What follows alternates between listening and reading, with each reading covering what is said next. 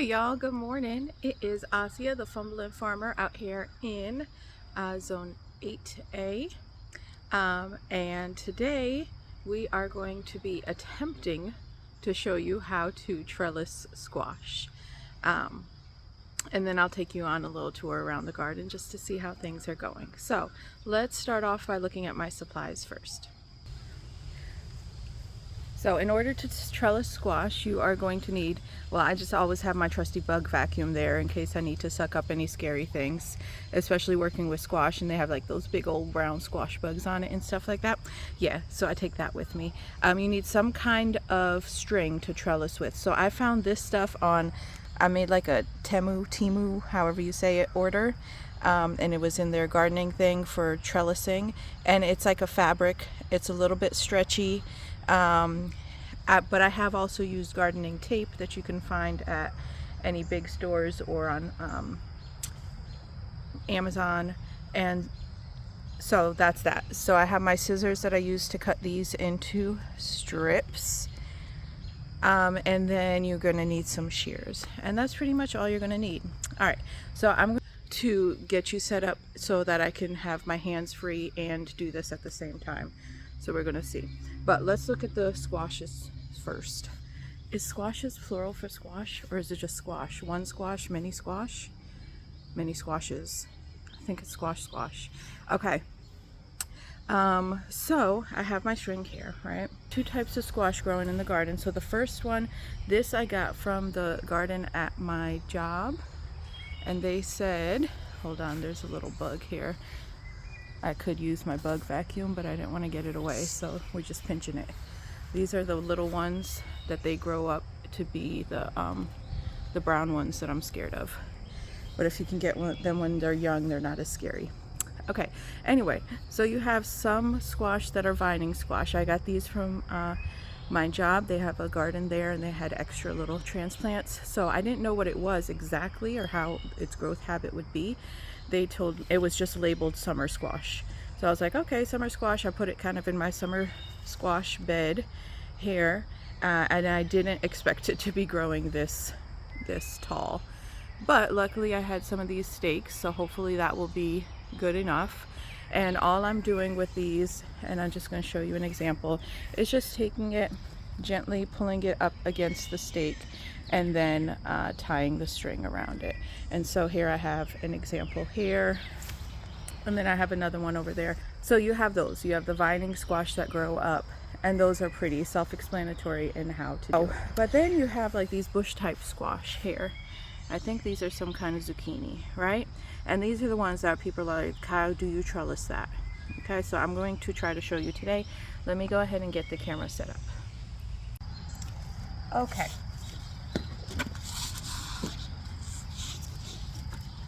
So I think you should be able to see what's going on here pretty well. Okay, so here's kind of like a more bush variety squash plant, right? And I've actually already trimmed off one set of leaves on these, so you might even be starting closer to the ground. Also, I am going to be trimming off some flowers just for the sake of this video, and I think it's okay. It's a bunch of male flowers, and I have more male flowers kind of coming around up here. This is a female flower kind of on this side, so I'm not going to mess with that, but I'm going to kind of just do the bottom couple leaves. So what you do is you go with your little cutting tool, shears, and you cut off the lower leaves close to the stem. So I'm going to cut off that, and I think I'm going to do this one on this side too. Okay, and if you have some already spent flower blooms and stuff, you would cut those off as well. So you would cut those off, and now you see you have more stem kind of available here for you to tie up. So you take your string and you tie it and bring it kind of flush to the pole that you're tying it to, or to trellis, whatever you're using, and you just tie it into place. And then as the plant goes along, so as this blooms, once these bloom, then I would come and cut this leaf off, And as the plant grows up and up, you would just keep trimming leaves off the bottom and then tying it to the post up top here. And that's kind of how I go about trellising it. So hopefully that was clear and understandable, but usually I wait until these things have bloomed. Like I did it a little young now to show y'all how to do it, but usually I wait until this has bloomed. And then what ends up happening is the ones at the bottom are usually the ones that are damaged by bugs, or they might have some kind of yellow spots forming from fungus or bacteria on them, and so you get rid of those so that they don't affect the rest of your plants, and you help this grow up a little bit more. And it also makes it easier for you to kind of check under the leaves for any kind of bug damage or eggs or anything like that as well. And keeps it off the ground so it doesn't get in contact with any bacteria and fungus from the dirt. It also makes the stem easier to look at, and I'm looking here and I actually might already have some squash vine borer damage. Let's go look in here. Do I have anything?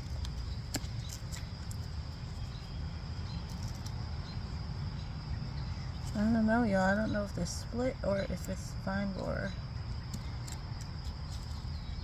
I wasn't ready for the vine borer yet, honestly. So I'm going to have to kind of dig around in here a little bit more to see if this is vine borer damage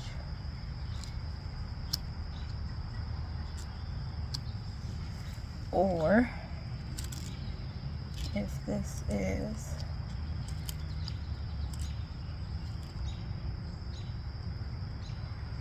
I think I just got a piece of a vine borer out of there. Let me see if I can grab it.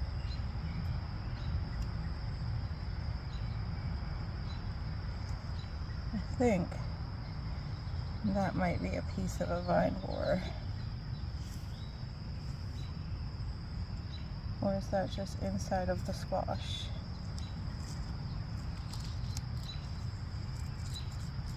Let's see. This is turning into a whole different type of video right now.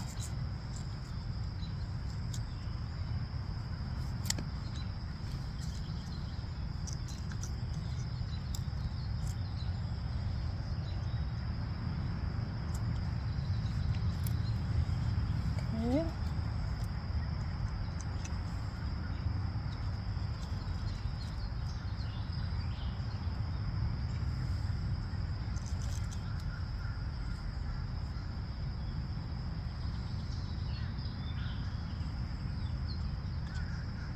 Yeah, I think that was a little vine borer action in there. So now I gotta go around and check the rest of my plants. But anyway, trellising up like this should give you the ability to see the eggs before they get onto your plants. But also it'll give you early detection of them too.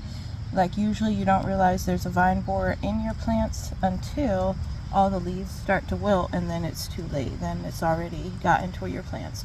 But this right here, I can find like, I can do a couple things right here. I can take the soil and mound it up around this damaged part. I have also taken like the green gardening tape stuff and wrapped it around this just to kind of close the hole up a little bit. It will heal and it will keep growing too. So I can do that as well. So those are two options I kind of have right now that I can do.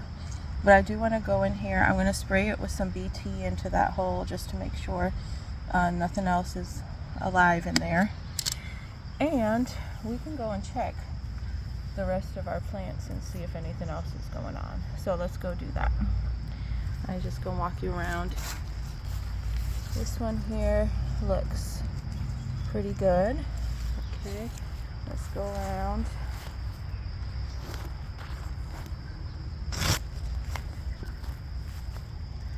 This one here is looking okay, and I'm going to check all the way up the vine. Okay, this is the one I'm worried about, this one on this side. So let's see what you see.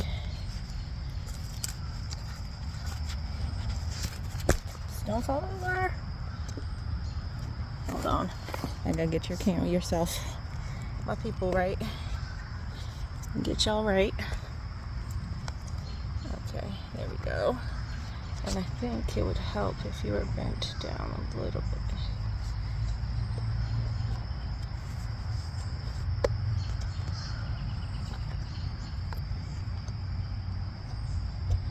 Okay.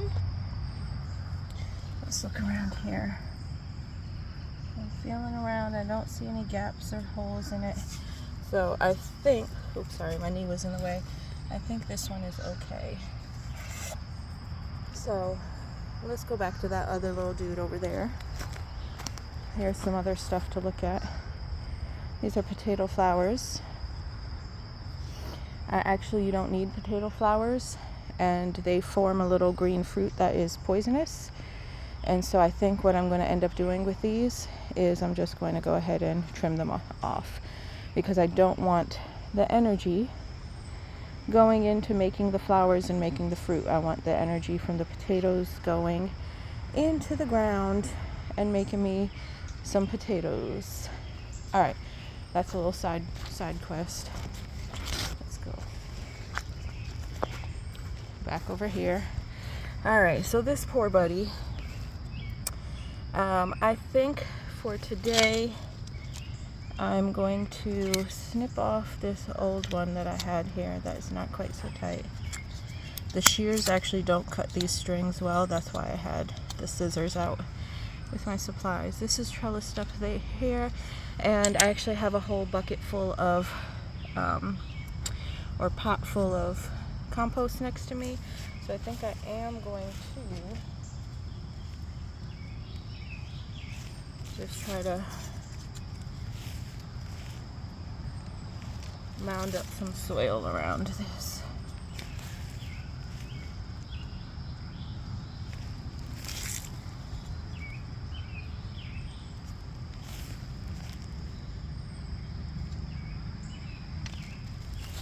Just since I have the extra soil here.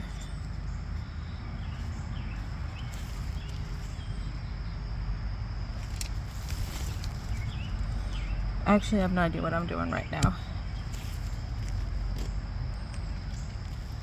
This is the fumbling part of my farming.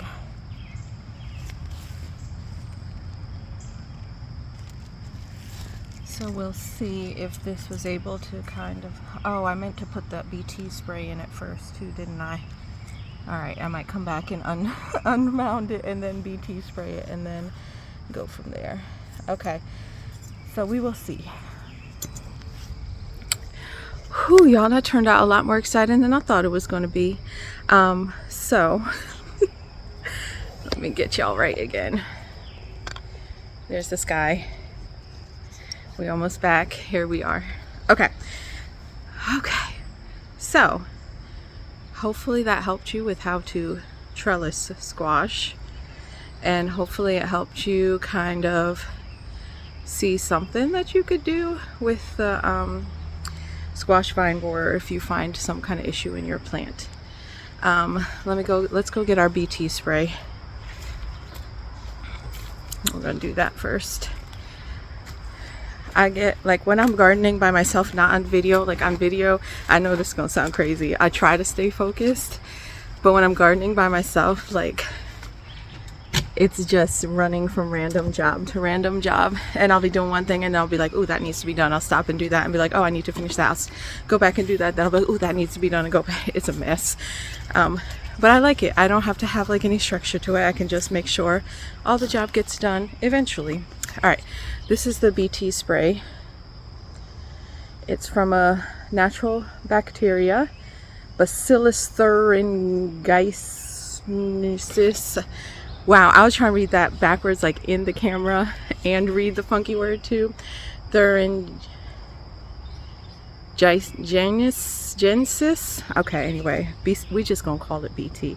But it's a natural bacteria. It doesn't affect humans or animals or other insects. Actually, the only thing it affects is soft body, like caterpillars and things like that. So it's safe to use in the garden, and it is good. Some people take it and they put it in a syringe and they inject it into the stems of their squash plants, so that if anything does get in there, as soon as it starts eating, then it's exposed to it and it dies.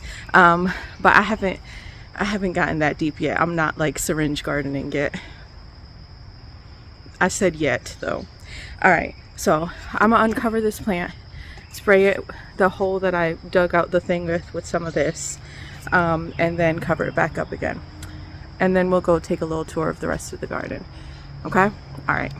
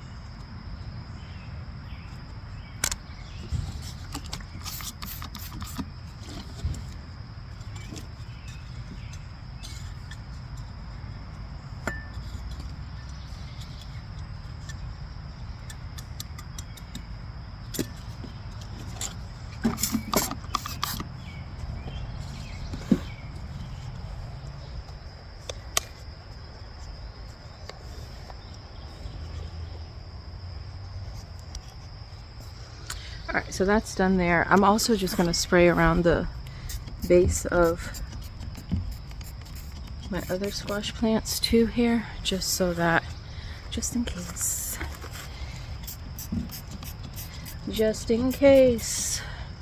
the squash borer comes.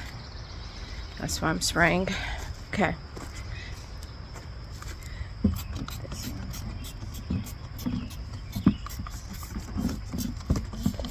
All right. Whew. That was way more exciting than I wanted it to be. All right, before we leave the squash, let me show you a couple things, okay? All right. So, this right here is a female squash flower. It's young still, that's why it's kind of green. But you will notice that the female squash flower has this kind of little baby looking squash thing at the end, okay?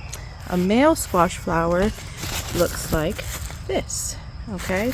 It does not have any kind of baby looking thing at the bottom, okay? I'm gonna just cut this off. When the female squash flower blooms, I will often just cut the male like this.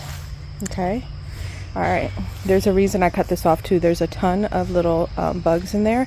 That's where they like to hide. So that's the other thing I wanted to show you too, is the bugs like to hide inside the flowers. Okay, but what I will do when a female squash flower blooms is I will take the male and I will peel off all the leaves, or all the petals. Okay, like this. Sorry, y'all about to see some murder because we ain't finna do this.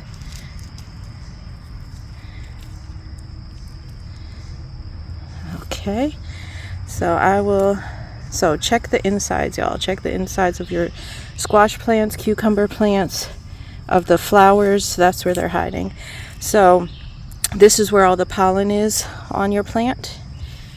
And so I will take this part of it and I'll go and just rub it along the inside of the female flower.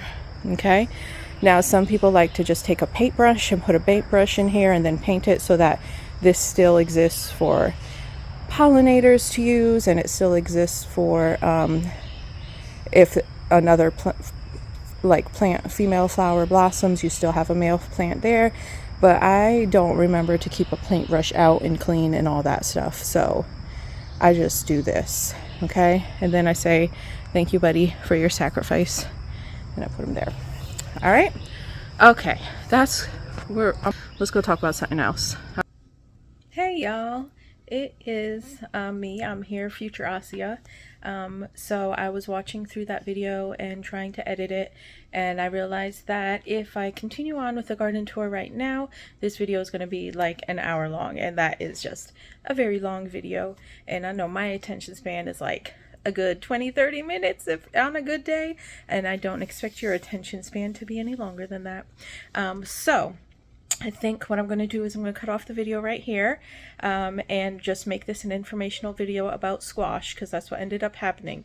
We learned a lot of things in this video. We learned about how to trellis squash, we learned about squash vine borer, we learned about pollinating, and we also learned about the singular and plural form of the word squash. It's just squash, squash and squash, one squash, many squash. So we learned about all those things. And so I think that that is good for one video. So I appreciate y'all following along with me. Thank you so much. I hope that you do go after watching this video and find my garden tour, the most recent one, since I will also be uploading that video as well. So thank you so much for watching. Happy gardening, y'all.